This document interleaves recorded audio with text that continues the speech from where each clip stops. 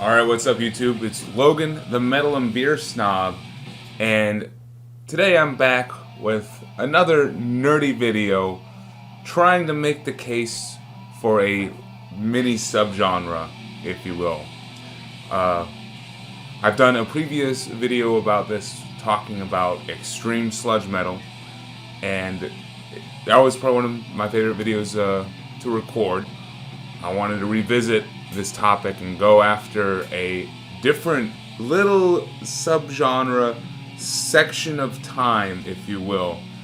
And I'm focusing on a phenomena that kind of occurred, I guess, in hardcore music more so than metal music, in the time period of like 2006 to 7 through like 2012. And I'm talking about the influence of extreme metal on certain hardcore bands, specifically the influence of that entombed left-hand path Wolverine blues guitar tone.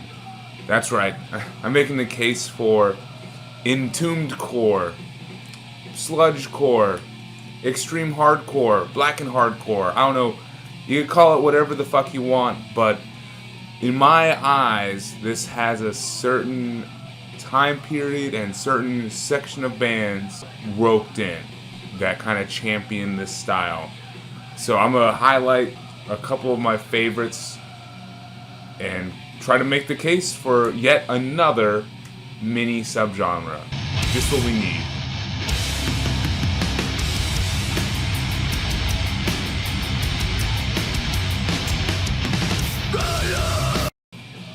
And to pair with such a bleak musical genre that, you know, is also quite heavy, I had to go with a dark beer, and specifically one with some morbid fascinations on the can. This is a dark lager from one of the local breweries here in New Orleans, Velvet Voodoo.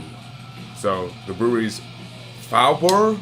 I have no idea how to pronounce half the names in this fucking city, so I'm just gonna chalk that one up to another unpronounceable name.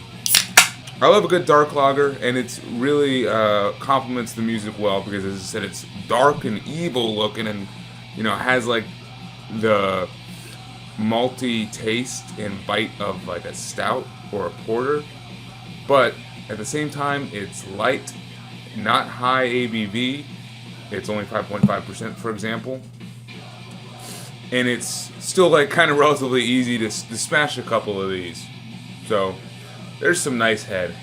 Cheers.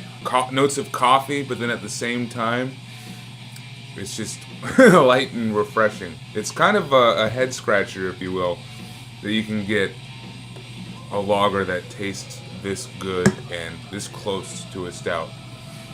But definitely a favorite style of mine that I've been gaining more appreciation for recently. And then what we've got playing in the background is a band and an album that barely missed being on this video and kind of in this subgenre for me. And I think I'm using it kind of as a starting point for what is almost not quite what I'm talking about.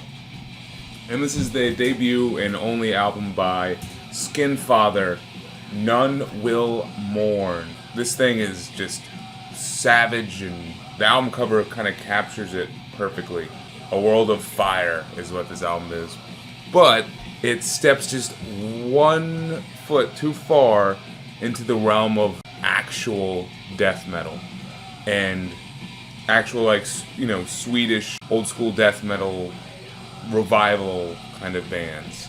So because it's starting to tread that territory just a bit further from like the hardcore skeleton, that's kind of why I'm choosing not to include this and maybe other bands like, you know, Gate Creeper or Creeping Death that are just a bit more death metal than kind of what I'm looking for.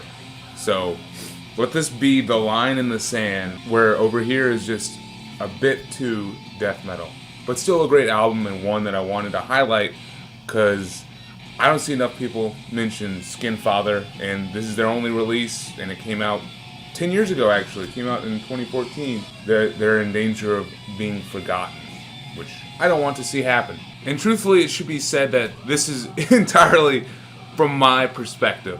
I think when it comes to something like this, perspective is everything. I'm really only talking from, where I was at around, honestly, 2013, 2014, discovering some of these bands and trying to, figure out where on earth do they fit in. If you have a different way of looking at this, or a different,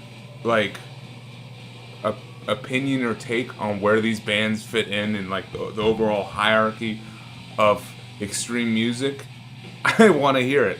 Let me know in the comments or wherever.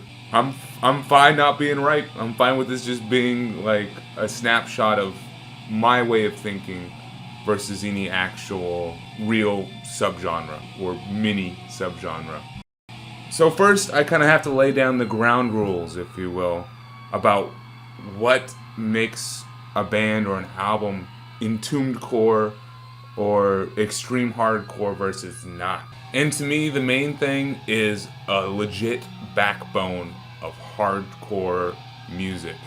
All these musicians, they're coming from a hardcore background and have a history, in that subgenre first. And when there is metal in their music, it's because they're choosing to let these influences shine through. So, if I were to break down the percentage of hardcore elements versus metal elements in all of these bands, I would say that the majority of the sound is hardcore. I mean, we're talking 55, 45%, or 60%, 40% hardcore to metal. It's not a crazy slant to hardcore over metal specifically. It's just, I think the majority of their sound needs to be rooted in hardcore, and that, needs to be kind of where they're coming from. And also, their sound needs to be a bit more furious than maybe some other hardcore bands that, will tend to lean more towards metalcore. So, I'm talking about minimal breakdowns and minimal, drumming that's hardcore drumming. And there's definitely the influence of, blast beats, grindcore in there as well, and death metal too. That HM2 Swedish guitar sound is vital. But then also I would add other extreme metal elements as well. There's a band I'm going to talk about in here that really is starting to borrow a lot from certain black metal bands in the realm of atmosphere and experimentation. So it's not just looking at that HM2 sound, but other extreme metal elements as well. Alright, well, I've waxed poetic about what is or isn't something for long enough. Let's actually dive in. And once again, I want to start things off by looking at a proto band and some proto albums that kind of gave, I think, certain bands a starting point when it came to making these influences their own. Obviously, I'd already talked about Entombed and the influence of this album in particular, which, by the way, I love this album. But from there, I think we need to actually go to the hardcore scene and see what bands kind of specifically started, maybe adding some more metal and extreme metal elements. One of the starting points I want to go with is Coalesce. And this is their album from 1999, 012, Revolution in Just Listening. So Coalesce, I think, approaches hardcore from a very riff-oriented perspective and a very heavy perspective. These guitars are just massive on this album. There's definitely some industrial influence as well, which I don't think kind of goes anywhere with the bands I'm about to talk about, but it's really cool on this album. And I mean, they definitely are influenced by that mathcore scene of the late 90s, which I think overall, bands like, Botch and Cave-In also contribute to the myriad of influences that are about to influence the bands I'm going to talk about. Coalesce is especially one of those. And they just reformed recently, which is pretty cool and exciting.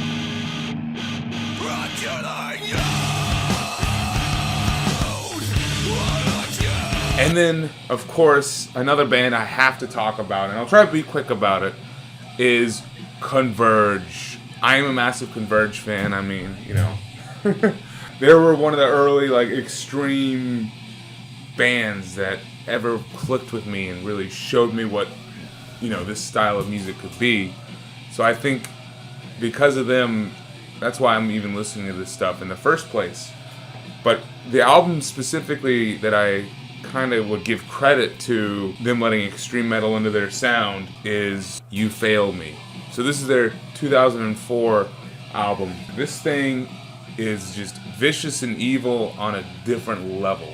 You know, like previous releases like Jane Doe were definitely pissed off and angry and more sad than really anything. This one has an extra layer of bite, especially when it comes to the experimentation. Like, there's a lot more willingness to be different from what they were doing on Jane Doe. Songs like Dropout and the title track especially really bring in some interesting melody and really some sludgy guitar tones. Like, I hear some sludge metal on this. I think that's unique to the time. And then, of course, some of the other more straightforward Converge songs sound a bit heavier. Like, I think the guitars are starting to be down-tuned a little bit. Like, Eagles Become Vultures, that is absolutely vicious, and I think perfectly demonstrates what I'm talking about.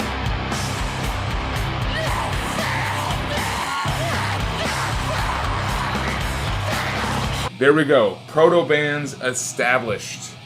So moving on from there, let's go to our next, or really one of the first bands takes this kind of style of hardcore and runs with it. And I'm talking about a band that is very underrated, Cursed. This is their second album, appropriately titled 2. These guys are, I think, approaching the sound from a more sludge perspective. There's a bit more focus on the riffs and a bit less focus on, like, being more extreme. This might be the closest to just a straight up hardcore album of the bunch I'm showing. But still, I think the guitar tone itself sounds a bit heavier than what some of your other hardcore bands were. And I feel like that kind of alienated Cursed back when this was coming out. This came out in 2005. I don't think a lot of other bands were necessarily doing anything like this back in 2005. You know, maybe that did keep Cursed from breaking out in the same way that other bands did.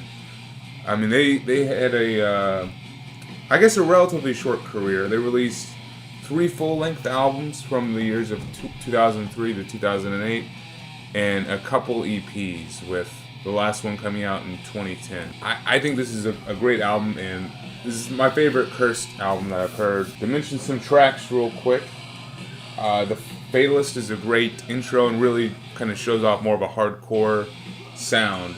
But then by the time you get towards the end, with Model Home Invasion, you're very much immersed in, like, the sludgier aspect of what Cursed can be. Highly recommend this band and album.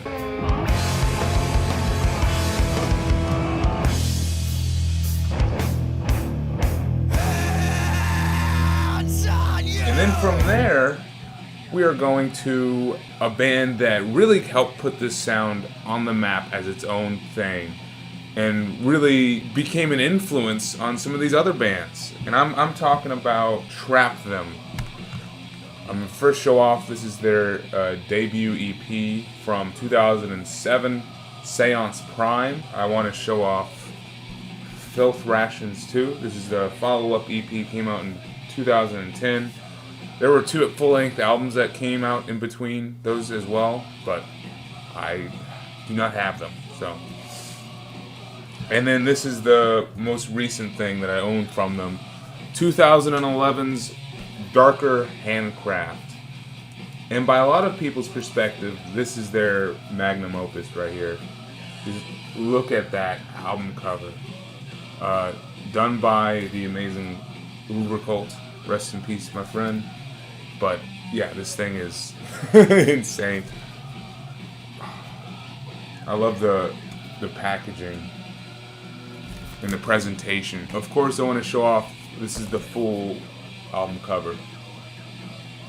Damn, that's dark. I think Trap Them are the ones who really brought that entombed guitar tone to the forefront and made it a defining part of their hardcore sound. I think it went on to influence a bunch of the other bands that I'm about to talk about, and even one of the proto bands. I think Converge saw what, Trap Them were doing in other bands and let it influence their album All We Love We Leave Behind, which was their 2012 release. Because, man, some of the songs on that sound almost like death metal. But yeah, so Trap Them kind of find themselves in the crosshairs of being that like 90s death metal, being, modern hardcore for the time, and then throwing in some grind influence in there as well. Like, there's some intense tracks here. Then at the same time, they didn't mind getting a bit sludgy too and throwing in some more riff-oriented songs. In fact, I think my favorite release from them is their second EP, Filth Rations. Something about owning an EP, which thankfully it's all on one side. I can just, hit play and the 17-minute runtime just goes through. The track Dead Fathers Waiting in the Body Grounds is absolutely savage and really highlights just the sludgier aspects of their sound. I don't think you can go wrong with any of the Trap Them albums, but the ones that I just showed are definitely my favorites.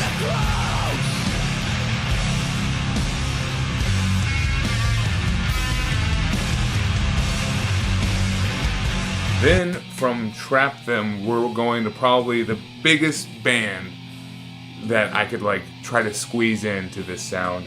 And I think they're the one who could really say that they put it on the map. And I'm of course talking about Nails. This is their debut full-length that came out in 2010, Unsilent Death.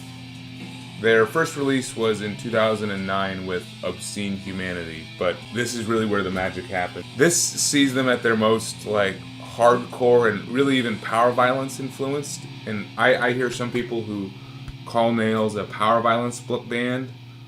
Truthfully, I think there's too much influence of other genres for them to just be a power violence band. I mean, I think at this point they're already playing around with grind and with death metal in the guitar tone.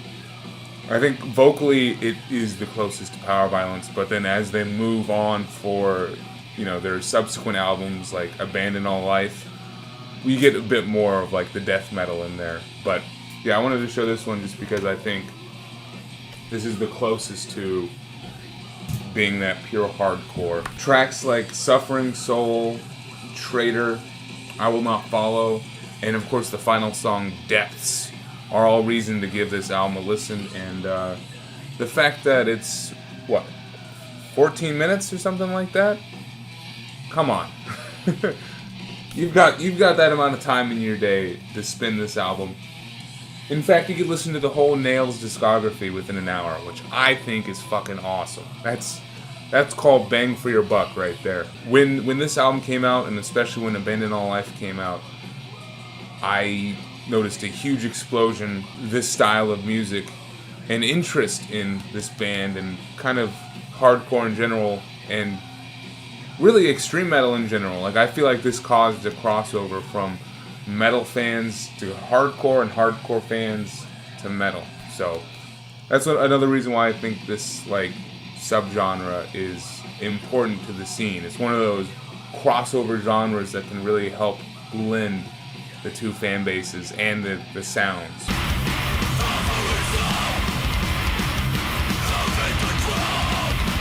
From there, I want to talk about a band that started around the same time as Nails, but really ended up going more of the death metal route and kind of abandoned the sound entirely on their last album.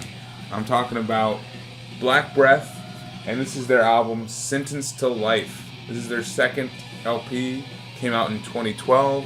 This is by far my favorite album from them, and it's just a perfect riff album. And this is definitely the most death metal release. if I were to really like kind of separate out like what percentage of is what genre, I think this is 51% hardcore and 49% straight up entombed worship. So that's why it squeaks in on this video. The follow-up to this one, Slaves Beyond Death, it really jumps straight into like the death metal end of the pool. So that's why I wouldn't quite grab that album for this video, but Sentenced to Life is right in that sweet spot. And honestly, this might be my favorite album that I'm going to be talking about this whole video. There's just some fucking classic banger songs that just make you want to mosh. Feast of the Damned, Sentenced to Life, then of course like the lead single, Home of the Grave. That's the best track on the album and is absolutely infectious. I just love the energy of it. Other tracks, Of Flesh and The Flame, are great on side 2 of this album as well. But yeah, Black Breath really did a lot for this sound.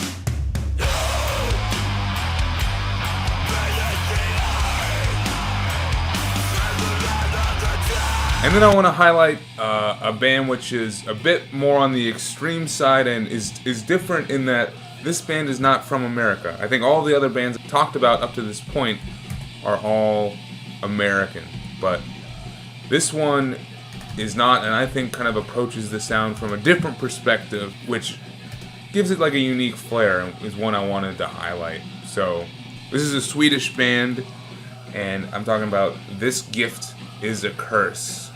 This is their sophomore album, All Hail the Swine Lord, and it came out in 2015. Here, there's a look at the actual logo. This thing really is hardcore at its core, and then there's of course the sludge metal influence, and you know there's parts where it slows down and there's that melody that kind of seeps in. But then instead of any like entombed influence, there's instead black metal. Like this thing has a production which is very much a blown out black metal style of production. Really, it's like loud for the sake of being loud. And I think the drumming also, it's probably the closest to extreme metal drumming that any of these albums get.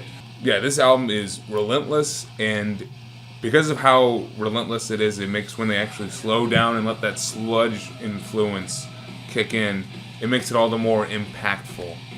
The closing song, Escrader, it makes the whole album worth the price of admission.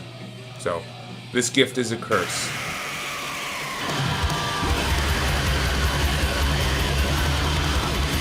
And then finally, the last band I'm going to talk about is an interesting one, and one of the older bands that I'm highlighting in this video, but then also one of the most, recent bands. So a lot of these bands are currently defunct, but an iteration of this one is not, and we're starting off talking about Gaza, I don't know. This is their 2012 album, No Absolutes in Human Suffering.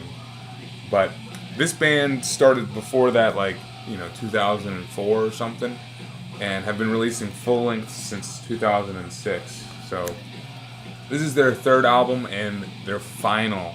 This one really does approach from the mathcore perspective, and probably is the closest to sounding like Coalesce, if you will.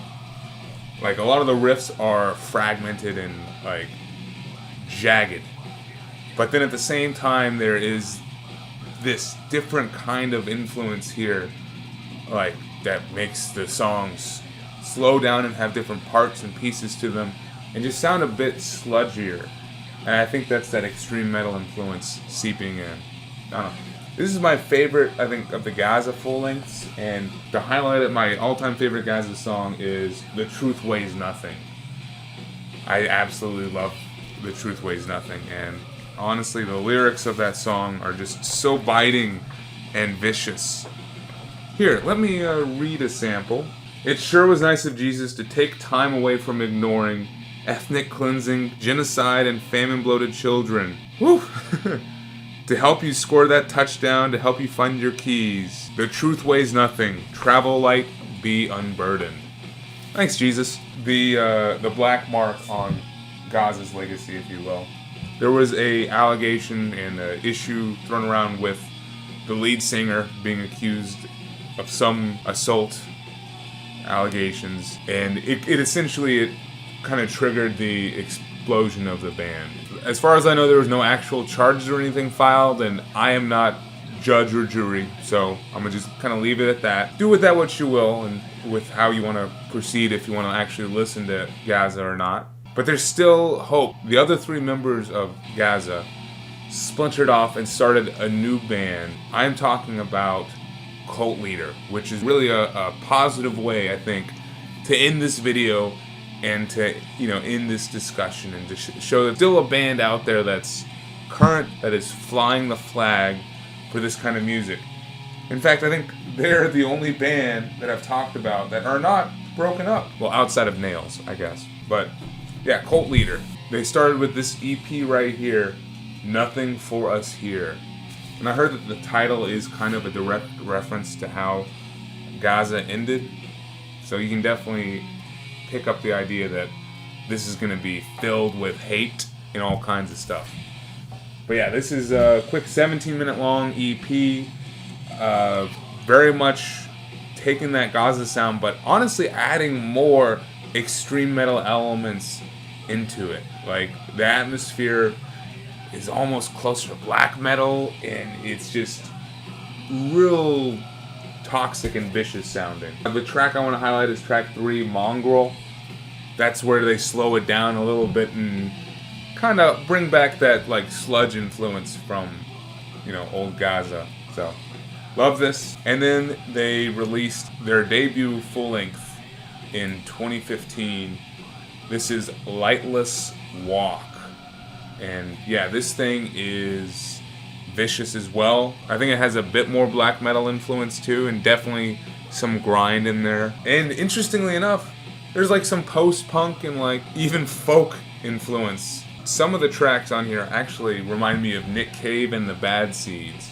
But specifically like the title track, and then as we get towards the end, How Deep It Runs too. But they've released another album since then called A Patient Man in 2018. And I think they're supposed to be releasing a full length pretty soon.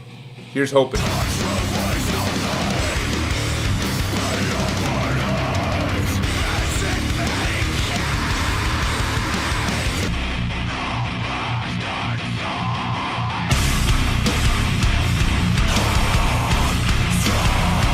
And then finally, I did not mention all the bands that I feel like actually fit into this sound.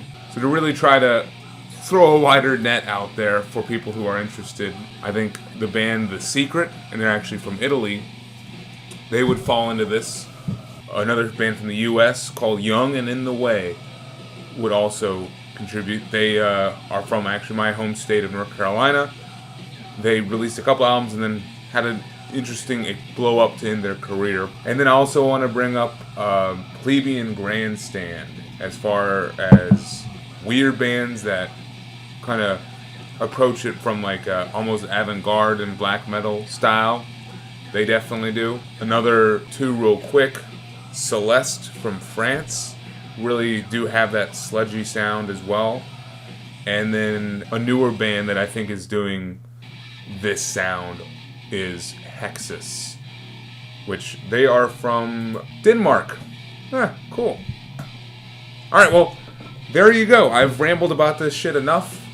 That is black and hardcore, extreme hardcore, in-tuned core, whatever the fuck you want to call it. There it is. That's another subgenre in the books for me. Thanks for watching. Give me shit in the comments, please. Let me know what you think and what I missed. Cheers. Drink good beer. Listen to good metal.